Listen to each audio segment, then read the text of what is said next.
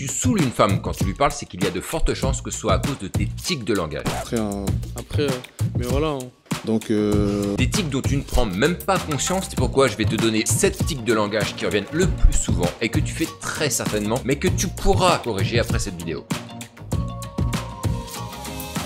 Si tu viens d'arriver, je m'appelle Brice et j'ai créé cette chaîne pour aider tous les hommes mûrs comme moi à comprendre comment faire pour rencontrer des femmes et séduire des femmes dans la vraie vie, qui n'y connaissent rien ou qui n'ont tout simplement pas ou plus les codes, hein, parce que parfois après une longue relation c'est un peu compliqué. Cette vidéo, tu vas le voir, elle est très importante pour t'adresser correctement aux femmes, donc de la meilleure des manières, et pour t'aider un peu plus, tu trouveras un lien en description qui te permettra de télécharger la synthèse de cette vidéo de manière à pouvoir le garder tranquillement comme une sorte de mémo dans ton téléphone et que tu pourras consulter à ta guise. Et on commence avec le tic qui est le plus répandu, c'est le Alors généralement on place le entre chaque phrase et tu te rends compte que c'est quand même assez saoulant à entendre quand c'est très excessif. Et pour ma part, c'est un tic qui est très présent chez moi et j'ai beaucoup de difficultés à gommer ce tic de langage. D'ailleurs, si tu vas aller voir au fond de ma chaîne et que tu regardes les toutes premières vidéos, bah, tu vas voir que j'en dis énormément. De vouloir... Tu sais que quand je regarde ça, ça m'énerve. Je me regarde, ça m'énerve. Et je peux te dire que c'est vraiment une galère à corriger, surtout quand t'en prends conscience très tard dans ta vie. Moi, ça a mis beaucoup de temps avant que je m'en rende compte que je disais des dans tous les sens. Et ce qui est fascinant avec ce tic, c'est que beaucoup de personnes l'ont, mais c'est pas forcément dérangeant de la même manière en fonction du timbre de ta voix et de la manière dont tu le dis. Typiquement, pour un timbre de voix comme la mienne, c'est super chiant à entendre. Alors le pire, c'est quand les gens, ils donnent toute leur voix dedans. Bah oui, Non, là, c'est le pire du pire. Et pour te rendre compte que parfois, il y a des gens qui font des tout le temps, mais c'est pas du tout dérangeant. Il y a un mec qui a eu ce même problème et qui a trouvé, je trouve, une petite subtilité pour que ça s'entende le moins possible.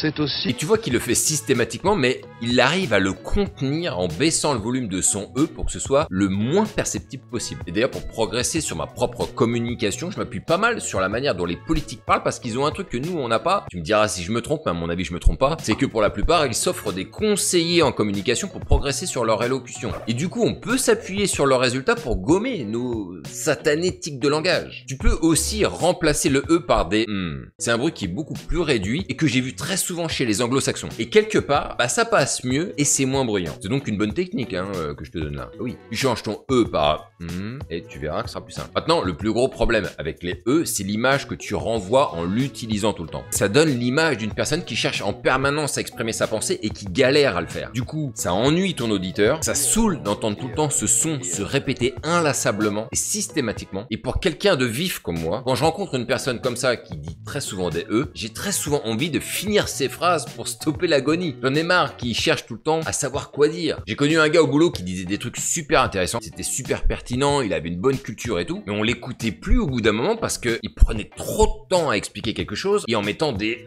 dans tous les sens à chaque début de phrase. Franchement, à l'écoute, c'est une vraie galère, faut s'en rendre compte. Donc, réduis le bruit de ton déjà pour commencer, voire supprime-le en respirant à la place et puis surtout, essaie d'aller vite quand tu t'exprimes pour éviter de perdre l'auditeur que t'as en face de toi. Et donc, a fortiori, la nana. Un autre tic de langage que je ne supporte plus, pour tout te dire, là, je suis très honnête, c'est quand une personne dit tout le temps en gros. Alors, dire en gros, bah, c'est le signe que tu te lances dans une explication qui pourrait être assez longue et que tu cherches à édulcorer pour faire en sorte que ce soit digeste à l'écoute. La vérité, c'est que quelqu'un qui dit tout le temps en gros, en fait, c'est une personne qui se pousse elle-même à essayer de synthétiser parce qu'elle sait que sa réponse pourrait être très longue. Et je préfère 1000 fois quelqu'un qui me dit, je sais pas comment je peux te dire ça sans que ce soit trop long, parce que au moins il est conscient de sa difficulté et puis au moins il me prépare au pire, plutôt que quelqu'un qui me dit en gros et qui de toute manière va être laborieux dans son explication. C'est couru d'avance. Alors bien sûr, on peut dire en gros de temps à autre, y a pas de souci, mais il faut pas que ce soit utilisé systématiquement. Il y a des gens qui l'utilisent systématiquement, qui commencent tout le temps leur phrase par en gros, et ça devient un running gag à la fin quoi. Alors le meilleur conseil que je peux te donner, c'est que à chaque fois que tu t'apprêtes à dire en gros, force-toi à ne pas le dire à haute voix, mais dans ta tête. Et ensuite, envoie ta synthèse verbalement. D'ailleurs, le cousin très proche de en gros, c'est en fait ou parce qu'en fait,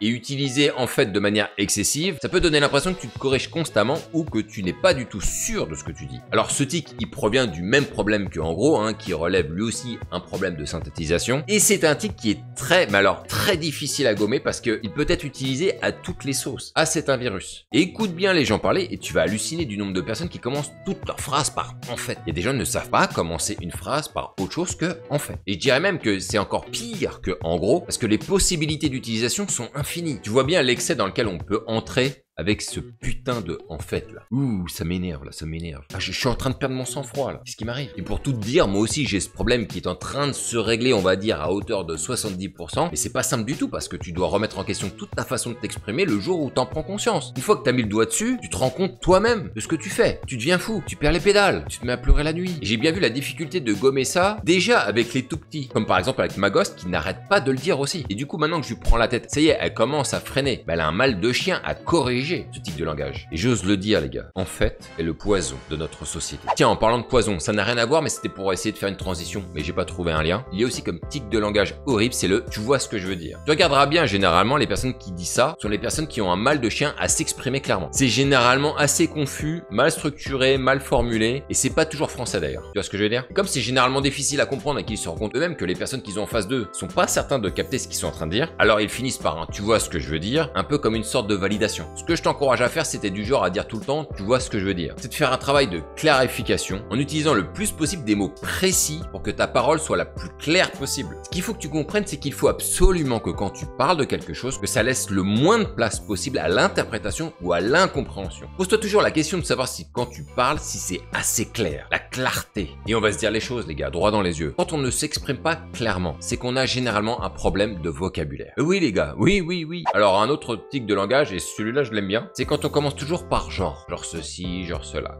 Et dire genre constamment montre que tu as des petits problèmes, encore une fois, de précision. Parce que dire genre, c'est toujours trouver un élément de comparaison pour expliquer quelque chose. Si tu es tout le temps obligé de comparer quelque chose au lieu de l'expliquer dans le détail, c'est qu'il y a un petit souci. C'est genre comme si, c'est genre comme ça. Mais tout ça, ça manque de précision, les gars. Et dire genre régulièrement comme ça va démontrer que tu es très évasif dans ta manière d'expliquer une histoire ou une situation. Il y a une fois où j'avais eu un mec en live et je lui ai demandé ce qu'il avait envoyé exactement comme message à la fille. Et il me dit qu'il a envoyé une phrase genre ça. Et c'est là que je lui ai demandé d'être précis, de me donner la phrase exacte qu'il a envoyée. Et non pas celle qui ressemble à celle qu'il a envoyée. Eh ben, impossible pour lui de me donner la phrase exacte. Il commençait toujours sa phrase par bah c'est genre ceci ou c'est genre cela. Mais genre, ce n'est pas l'exactitude des choses. Et il était tellement habitué à être dans l'à peu près dans sa manière de parler que quand j'ai demandé de la précision, il en était incapable. Et je lui ai posé la question plusieurs fois et j'ai jamais eu la réponse. Tout simplement parce qu'il a fait ça toute sa vie et que c'était pas dans son logiciel interne. Le problème quand on est dans l'à peu près comme ça, les gars, c'est que si tu tombes sur une personne qui aime bien comprendre avec exactitude ce qu'une personne lui dit, alors tu vas te retrouver poussé dans tes retranchements en permanence et t'arriveras pas à en sortir et tu finiras par passer pour un con à la fin. Ça montre aussi que tu ne fais pas assez attention aux détails et que tu ne fais pas assez travailler ta mémoire pour retrouver des éléments précis. Et pour corriger cela, ce que je te conseille, c'est que à chaque fois que tu expliques quelque chose, c'est de te poser la question de savoir si ce que tu racontes est quelque chose qui s'est exactement passé comme tu le dis ou si ça restait évasif. Si tu fais ce travail-là, je te garantis que tu vas obliger ton cerveau à bien se souvenir des choses que tu as faites ou que tu as vues et ça va te pousser à les raconter sans zone d'ombre. D'ailleurs, on peut associer genre à comme. Tu peux dire c'est comme ceci ou c'est comme cela. Et trop souvent, à comparer tout en disant comme, eh ben ça rend la parole confuse. Et pour t'aider à comprendre, tu vois cette couleur, c'est la couleur jaune. Mais si tu dis que c'est un jaune comme la bouteille d'Orangina, c'est pas mal, c'est pas très clair non plus. Alors que si tu dis que ce jaune c'est un jaune poussin, là il y a plus du tout de confusion possible. Et t'auras été beaucoup plus précis et rapide à exprimer ta pensée. Encore une fois, plus tu auras de vocabulaire et plus tu auras de facilité à exprimer ta pensée. Il y a un autre tic de langage qui est pas mal non plus. C'est de dire juste tout le temps. C'est juste ceci ou c'est juste cela. C'est un tic de langage. Alors utiliser juste tout le temps, ça renvoie l'image de quelqu'un qui minimise tout et ça peut d'ailleurs démontrer que tu cherches à ne pas donner la vérité d'une situation ou d'un fait. Oh, il lui a juste mis une baffe. Et c'est comme ça qu'on se retrouve encore une fois avec de la confusion. Généralement, quand une personne me dit juste assez souvent, soit je le pousse à préciser ce qu'elle dit, soit je demande à voir de mes yeux de quoi il s'agit. Parce qu'il y a toujours de la marge entre une personne qui dit juste et ce qui s'est réellement passé. Donc oui, bah ça montre que tu manques de précision d'une part, mais aussi d'honnêteté dans ta manière de raconter quelque chose, même si on sait que tu ne le fais pas exprès. Donc fais-moi le plaisir de travailler sur toi pour dire les choses telles qu'elles se sont déroulées. C'est important. Voilà, dis-moi si toi aussi tu as ces tics de langage dont je viens de parler et tu me diras ça dans les commentaires et si tu travailles dessus pour les gommer d'ailleurs ou non. En tout cas, c'est intéressant de savoir et peut-être qu'on arrivera à savoir les tics qui reviennent le plus chez vous. Sur ce, je te dis à la prochaine, ne lâche rien et vive ce putain de game.